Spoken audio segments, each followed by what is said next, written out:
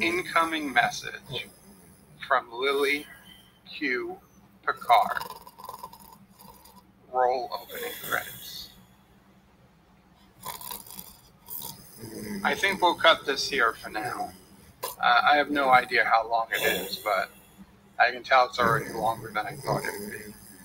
If there's demand, I'll revisit my ideas on how this new Picard series might go. I hope you enjoyed my thoughts so far. Thank you for watching. Please like, comment, and/or subscribe. If you're really bored, check out my general discussion. Thanks, Birdo Prey 5. I needed a nap. Okay. There's a lot of rampant Star Trek speculation right now over the Picard thing. And I just sat through Birdo Prey's video on it. Sat through May Be Generous. I was trying really hard not to fall asleep during Birdo Prey 5's video on it.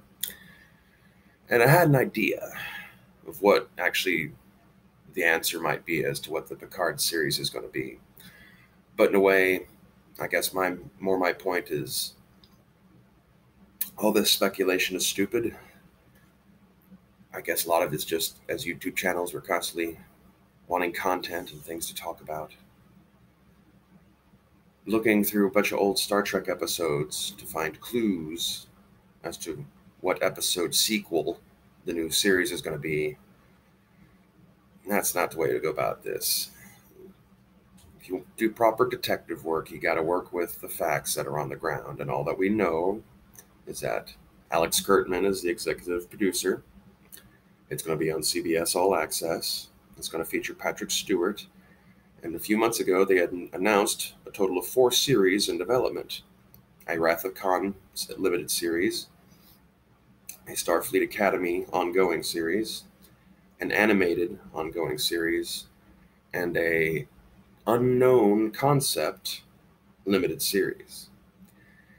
And the automatic assumption that even I fell into is that, well, obviously Patrick Stewart's going to be attached to this mystery concept limited series. But I don't think so. I think the real answer is simple. Picard will be an instructor in the Starfleet Academy series. That way he can still be an authoritative person that characters can look up to and the audience can look up to, and he can still provide all of his classic Picard wisdom and knowledge. But we don't have to buy the idea of geriatric Star Trek adventures of an old man in his 80s or 70s or too old, basically. Isn't Patrick Stewart older than William Shatner even? I don't know. Hell, he might not even be an instructor. What if Picard replaced Boopy?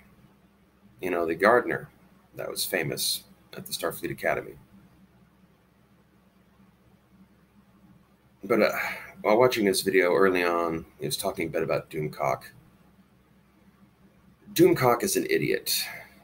Hell, most YouTubers are idiots. And the people who watch YouTube, oh, there's some good ones, especially the people who subscribe to King Waspinator Radio. They're the best. But some of these people out there, man, I look at comment sections on some certain people's channels, and I just can't help but picture the people watching this video just going, yeah, she's a Mary Sue. And, you know, I don't know. Just doesn't leave a good taste in the mouth.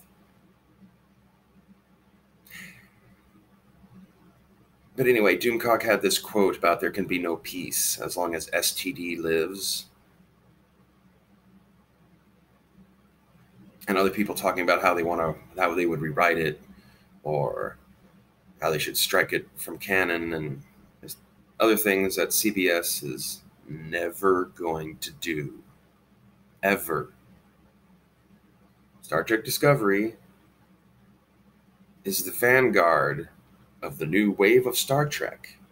And if all 4 of these shows that Alex Kurtzman has proposed get up off the ground, then just shy of 50% of all Star Trek series will have been produced by Alex Kurtzman and will have the Star Trek Discovery vibe.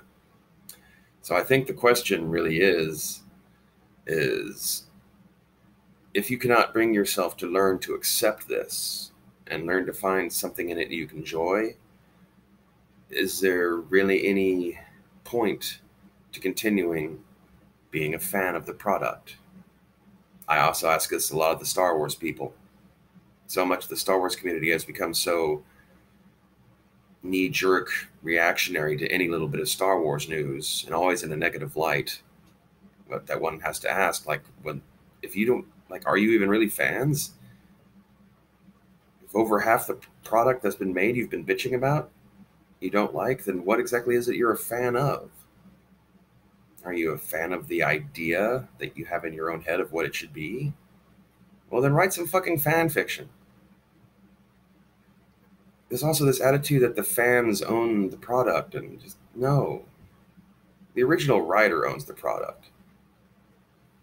If George Lucas felt like just writing a Star Wars novel and just self-publishing it and saying fuck it to Disney, that will supersede anything and everything Disney has written.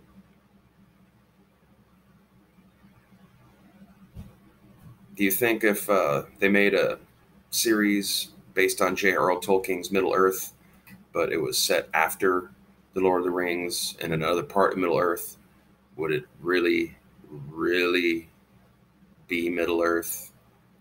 Or would it just be some elaborate fan fiction set in Middle-earth? Unfortunately, without Gene Roddenberry or D.C. Fontana, Star Trek is going to be whatever we're lucky enough to get it.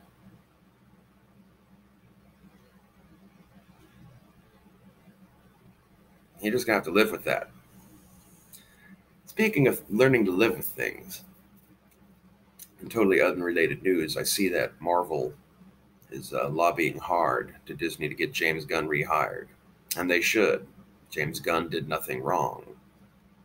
Hell, I tell worse jokes than that all the fucking time.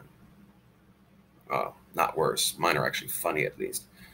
But anyway, James Gunn is a central figure in Marvel's creative team now, not just because of creating Guardians of the Galaxy, but he also had a big influence on the story development for the Infinity War movies, and who knows what else going forward they had plans for him. And so I guess the question is if Disney does rehire him, which is no guarantee, but if they do, or if we're just going to shrug and just go on with life, or are all the alt media types going to really try to do what Mike Cernovich was doing at the very beginning and try to make some sort of case that because of James Gunn working for them, that Disney is endorsing pedophilia? In which case, what exactly is your end game here? What is your goal? This is not something fans would do. Fans would not be trying to destroy the Marvel Cinematic Universe. It's one of the only good things we fucking have left, people.